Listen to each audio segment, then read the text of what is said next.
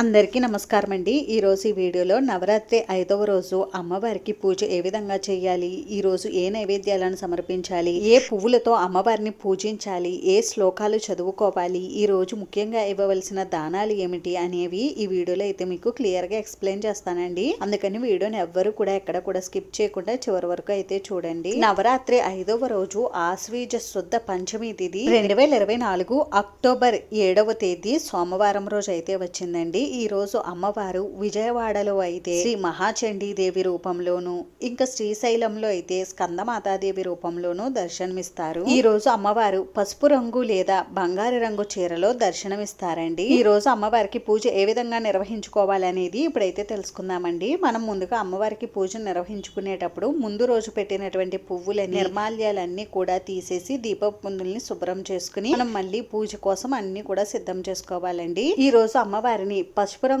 ఈ రోజు అమ్మవారిని పసుపు రంగు పుష్పాలతో అలంకరించుకుని పూజించుకోవాలి. అందుకోసమని నేను అమ్మవారి ఫోటోని పసుపు రంగు చామంతి పువ్వులతోటి అందంగా అలంకరించుకున్నానండి. అలాగే మనం ప్రతిరోజు కూడా పూజలో వినాయకుడిని పెట్టుకోవాలండి. వినాయకుడికి పూజ చేసిన తర్వాత మనం అమ్మవారికి పూజను అయితే నిర్వహించుకోవాలి. ఇంకా నవరాత్రి పూజను 5 రోజులు మాత్రమే నిర్వహించుకునేవారు ఈ రోజు కూడా మీరు అమ్మవారికి పూజ చేసుకుని సాయంత్రం కూడా పూజ చేసుకుని మీరు మరుసటి రోజు అయితే పీఠాన్ని కదపాలండి. అయితే మనకి మరుసటి రోజు మంగళవారం వచ్చిందండి. మంగళవారం రోజు కూడా అమ్మవారి పీఠాన్ని అయితే కదపకూడదు. మనకి నవరాత్రులు అన్నప్పుడు 5 రాత్రులు ముగిస్తేనే మనకి పూజ అనేది పూర్తవుతుందండి. కాబట్టి మీరు బుధవారం రోజు అమ్మవారి పీఠాన్ని అయితే కదపాల్సి ఉంటుంది. ఈ రోజు నేను దీపారాధన కోసం పసుపు రంగు వత్తులను అయితే ఉపయోగిస్తున్నానండి. ఇలా పూజకు కావలసినవన్నీ కూడా సిద్ధం చేసుకోవాలండి. ఆ తర్వాత కొద్దిగా పూజా పీఠ పైన కొద్దిగా జవాది పౌడర్ అయితే వేసుకోవాలి. ఇలా పూజకు కావలసినవన్నీ కూడా సిద్ధం చేసుకున్న తర్వాత ఇప్పుడు ముందుగా మనం దీపారాధన అయితే చేసుకోవాలండి. దీపారాధన చేసుకుని దీపం దగ్గర కొద్దిగా అక్షింతలు పుష్పాన్ని సమర్పించి దీపలక్ష్మికి నమస్కారం చేసుకోవాలి.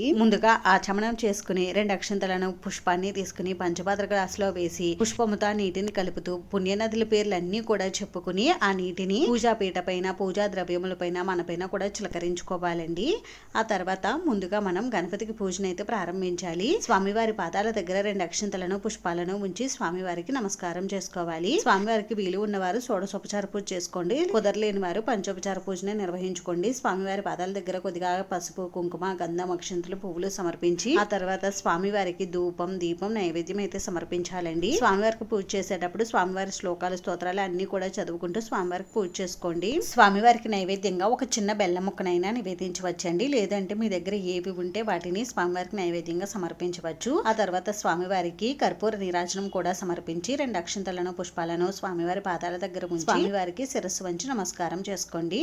ఆ తర్వాత మనకి ఈరోజు సోమవారమే కాబట్టి స్వామివారిని ఒక 3 సార్లు కదిలించి యథాస్థానంలో పెట్టి స్వామివారికి నమస్కారం అయితే చేసుకోండి. ఈ విధంగా చేసుకుంటే మనకి గణపతి పూజ పూర్తవుతుంది. ఇంక ఇప్పుడు మనం అమ్మవారికి పూజను అయితే నిర్వహించుకోవాలండి. ముందుగా మనం కామాక్షి దీపారాధన చేసుకుని దీపం దగ్గర 2 అక్షంతలను పుష్పాలను ఉంచి దీపలక్ష్మికి నమస్కారం చేసుకోవాలి. ఇప్పుడు అమ్మవారి పాదాల దగ్గర 2 అక్షంతలను పుష్పాలను ఉంచి అమ్మవారికి నమస్కారం చేసుకోవాలండి. అమ్మవారికి నవరాత్రుల్లో షోడశోపచార పూజ చేసుకుంటే చాలా మంచిదండి.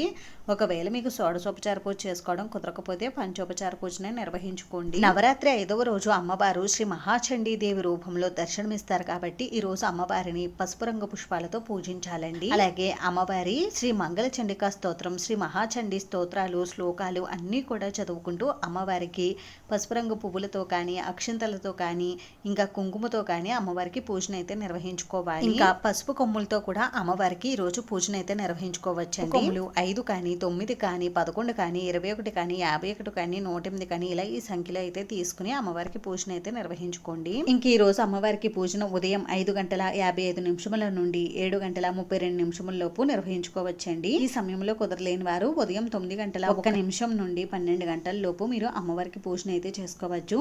ఇంకా సాయంత్రం 5:49 నుండి 6:35 లోపు మీరు అమ్మవారికి పూజను అయితే చేసుకోవచ్చండి. ఈ రోజు అమ్మవారికి పూజ చేసేటప్పుడు అమ్మవారి శ్లోకాలు కానీ స్తోత్రాలు కానీ ఏవి కూడా చదవడం రాకపోతే ఓం శ్రీ మహాచండీదేవియే నమః అని అనుకుంటూ మీరు అమ్మవారికి పూజను అయితే నిర్వహించుకోవచ్చండి. శ్రీ మహాచండీదేవి అమ్మవారు చండాసురుడనే రాక్షసుడిని వధించడానికి అవతరించింది. అందుకనే ఈవిడని చండీదేవి అని అంటారు. ఎక్కడైతే చండీ ఆరాధన జరుగుతుందో అక్కడ దుర్భిక్షం అనేది ఉండదు, అలాగే దుఃఖం అనేది కూడా ఉండదు. అమ్మవారిని పూజించినటువంటి ప్రాంతంలో అకాల మరణాలు కూడా ఉండవు. లోక కళ్యాణం సకల జనుల హితం కోసం ఆ పరబ్రహ్మ స్వరూపిణి అయిన చండీదేవిని పూజించడం వలన ఎంతో మంచి జరుగుతుంది. జరుగుతుంది. కలియుగంలో చండీ పారాయణకు మించిన శక్తివంతమైన ఫల సాధనం మరొకటి లేదని పురాణాల్లో తెలుపబడింది. చండీ అమ్మవారి ఆరాధనలో చండీ హోమానికి కూడా చాలా ప్రత్యేకత అయితే ఉందండి. చండీ హోమంలో పాల్గొన్న వారికి గ్రహస్థితి అనుకూలంగా ఉండి వారికి భయభీతులు తొలగి శత్రువులపై విజయం సాధిస్తారు. ఈ చండీ హోమాలను ఎక్కువగా దేవాలయాల్లో అయితే నిర్వహిస్తారు. అమ్మవారినిలా పసుపు రంగు పుష్పాలతోటి, పసుపు రంగు చిట్టి గాజులతోటి, పసుపు కొమ్ములతోటి పూజించుకున్న తర్వాత అమ్మవారికి కుంకుమ పూజ అయితే నిర్వహించుకోవాలండి. కుంకుమ పూజ పూర్తయిన తర్వాత పూజలో పెట్టుకున్నటువంటి అమ్మవారి ఫోటో దగ్గర కూడా కొద్దిగా పసుపు, కుంకుమ, గంధం, అక్షంతలు, పువ్వులు సమర్పించాలండి. ఇలా పూజ పూర్తయిన తర్వాత అమ్మవారికి ఇప్పుడు ధూపం, దీపం, నైవేద్యం అయితే సమర్పించాలండి. నైవేద్యంగా ఈ రోజు అమ్మవారికి నిమ్మకాయ పులిహోర,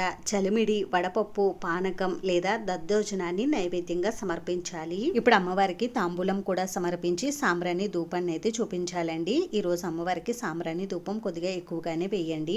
అమ్మవారికి ధూపం సమర్పించిన తర్వాత ఆ ధూపాన్ని ఇల్లంతా కూడా చూపించుకోవాలండి. ఇలా ప్రతిరోజు కూడా చేయండి. ఇలా చేయడం వల్ల చాలా మంచిది. ఇంట్లో ఉన్న నెగిటివ్ ఎనర్జీ అంతా కూడా తొలగిపోతుంది. ఇప్పుడు అమ్మవారికి కర్పూర నీరాజనం అయితే సమర్పించాలండి. కర్పూర నీరాజనం సమర్పించిన తర్వాత 2 అక్షంతలను, పుష్పాలను అమ్మవారి పాదాల దగ్గర ఉంచి అమ్మవారికి శిరస్సు వంచి నమస్కారం చేసుకోండి. ఈ విధంగా ఈ రోజు ఉదయం, సాయంత్రం కూడా అమ్మవారికి పూజ చేసుకోవాలండి. నవరాత్రి 5వ రోజు అమ్మవారికి ఈ విధంగా అయితే పూజ చేసుకోవాలండి. ఈ విధంగా పూజ చేసుకున్న తర్వాత ఎవరైనా పేద బ్రాహ్మణులకు దక్షిణతో కూడినటువంటి స్వయంపాక దానాన్ని దానంగా ఇవ్వాలి. ఈ రోజు శ్రీ మహాచండీదేవి అమ్మవారిని పూజించడం వలన శత్రుభీతి పోతుంది. అలాగే శత్రువులపై విజయం అనేది సాధిస్తాము. ఇంకా కుటుంబం మంగళకరంగా కూడా ఉంటుంది. ఇంక ఈ రోజు సోమవారం కాబట్టి సాయంత్రం మీరు కామాక్షి దీపం అవి తీసి క్లీన్ చేసేసుకుని పెట్టుకోండి. ఎందుకంటే నెక్స్ట్ డే మనకు మంగళవారం కదండి, కామాక్షి దీపాన్ని అయితే కదపకూడదు. అందుకని ఈ రోజు సాయంత్రమే మీరు కామాక్షి దీపాన్ని తీసుకుని క్లీన్ చేసుకోండి. అంతేనండి. చూసారు కదా, ఈ వీడియో మీకు నచ్చితే ప్లీజ్ లైక్ చేసి, షేర్ చేసి, సబ్స్క్రైబ్ చేసుకోండి. Thanks for watching.